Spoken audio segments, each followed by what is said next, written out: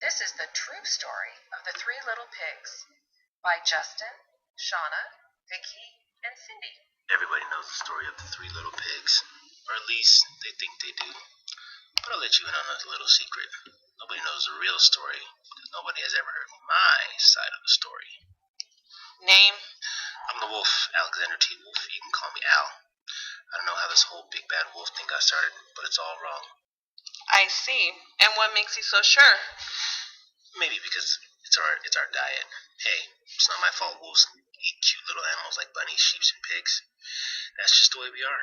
Can we stick to a story, please? If cheeseburgers were cute, folks would probably think you were big and bad too.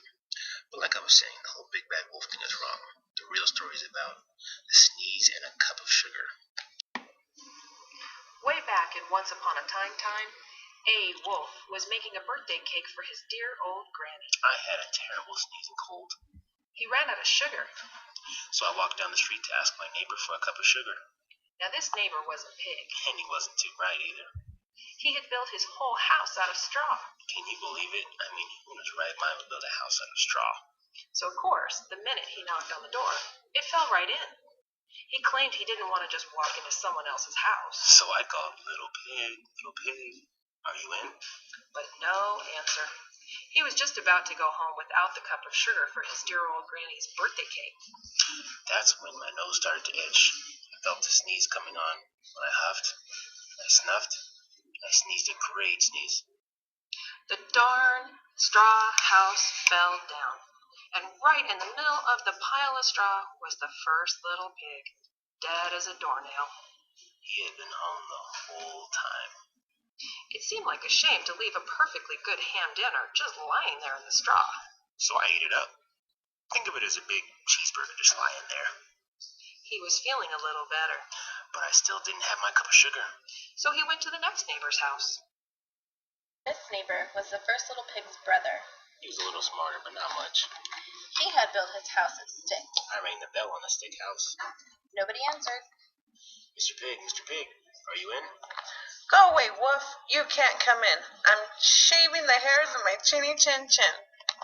He just grabbed the doorknob when he felt another sneeze coming on. I huffed and I snuffed. I tried to cover my mouth, but I sneezed a great sneeze. You're not going to believe it, but this guy's house fell down like his brother's. When the dust cleared, there was the second little pig, dead as a doornail. Wolf's honor. Now you know, food will spoil if you just leave it out in the open. So I did the only thing there was to do. He had dinner again. Think of it as a second helping.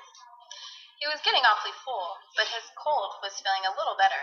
But I still didn't have that cup of sugar for my dear old granny's birthday cake. So he went to the next house. This guy was the first and second pig's little brother. He must have been the brains in the family. He had built his house of bricks. I knocked on the brick house. No answer.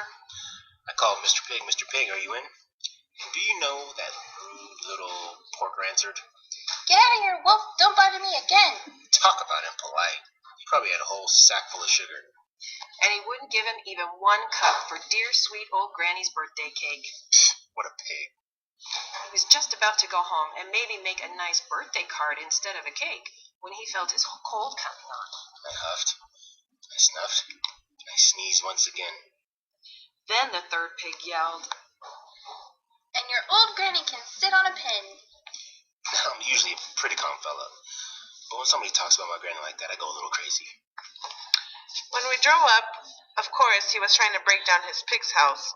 And the whole time he was huffing and puffing and sneezing and making a real scene. The rest, as they say, is history. Hey, I'm a reporter, and I got word that there was a wolf that ate 2 pigs for dinner. But when I found out it was just a sick guy going to borrow a cup of sugar, that didn't sound very exciting. So they jazz up the story with all of that huff and puff and blow your house down stuff. And then they made me the big bad wolf. and that's it, the real story. He was framed. But maybe you could loan me a cup of sugar.